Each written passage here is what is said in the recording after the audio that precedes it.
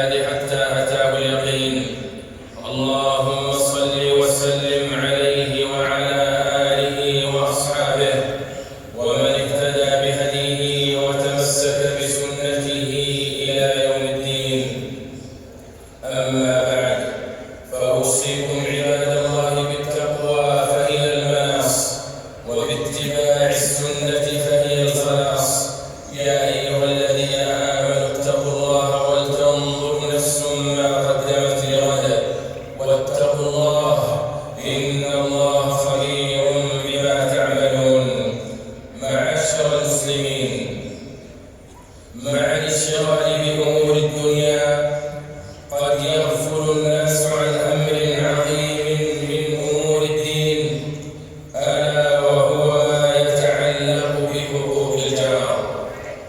فإن من الآداب الشرعية والمبادئ الإنسانية والقيم العربية حفظ حقوق الجار ورعايتها والحرص على أدائها وصيانتها، فذلك كنه مكارم الأخلاق التي هي معيار القيم والفضل، وهي ميزان القسط والعدل. ولقد حث الله تعالى على الإحسان إلى الجار وأوصى به. قال تعالى: واعبدوا الله ولا تشركوا به شيئا وبالوالدين إحسانا وبذي القربى واليتامى والمساكين والجار ذي القربى والجار الجنب والصاحب بالجنب وابن السبيل وما ملكت أيمانكم إن الله لا يحب من كان مختالا فخورا. فإكرام الجيران والإحسان إليهم من أعظم الواجبات ومن أزكى شيم ذوي المروءات ومن أسس بناء وصيانة المجتمع المسلم. ولقد أكد جبريل على النبي صلى الله عليه وسلم حق الجار وبالغ في الوصية به، حتى ظن صلى الله عليه وسلم أنه سيفرض له نصيب من الإرث. فعن ابن عمر رضي الله عنهما قال رسول الله صلى الله عليه وسلم: ما زال جبريل يوصيني بالجار حتى ظننت أنه سيورثه. متفق عليه. عباد الله، إن من لوازم وشروط الإيمان بالله واليوم الآخر إكرام الجار والإحسان إليه وكف الأذى عنه والصبر عليه. فعن أبي هريرة رضي الله عنه أن رسول الله صلى الله عليه وسلم قال: من كان يؤمن بالله واليوم الآخر فلا يؤذي جاره، ومن كان يؤمن بالله واليوم الآخر فليكرم جاره، ومن كان يؤمن بالله واليوم الآخر فليكرم ضيفه، ومن كان يؤمن بالله واليوم الآخر فليقل خيرا أو ليسكت. متفق عليه.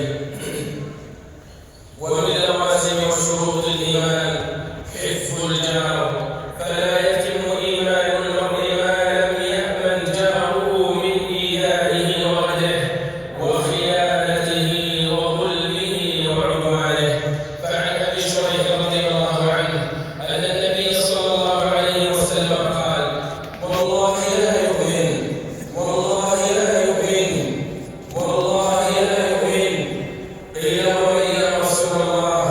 قال: من لا يأمن، قال: من لا يأمن جاره بوائقه. رواه البخاري.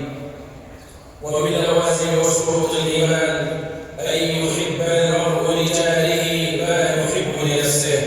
فعن أنس رضي الله عنه أن النبي صلى الله عليه وسلم قال: والذي نفسي بيده لا يؤمن عبد حتى يحب لجاره أو قال لأخيه ما يحب لنفسه. رواه مسلم. أيها الناس، الإحسان إلى الجار من أسباب دخول الجنة، وإيذاؤه من أسباب دخول النار. فعن أبي هريرة رضي الله عنه قال: جاء رجل فقال: يا رسول الله، إن فلانة صلاتها وصيامها وصدقتها، غير أنها تؤذي جيرانها بلسانها. قال هي في النار. قال يا رسول الله فإن فلانة يذكر من قلة صيامها وصدقتها وصلاتها، وإنها تصدق بالأثواب من الأبيض ولا تؤذي جيرانها بلسانها. قال هي في الجنة. رواه ابن حبان. وشهادة الجيران عباد الله معيار معتبر.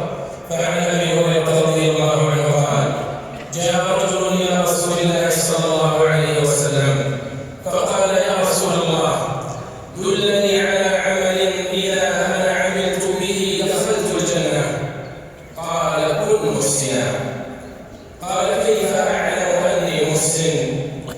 قال اسأل جيرانك، فإن قالوا إنك محسن فأنت محسن، وإن قالوا إنك مسيء فأنت مسيء. رواه الحاكم وقال هذا حديث صحيح على شرط الشيخين ولم يخرجاه.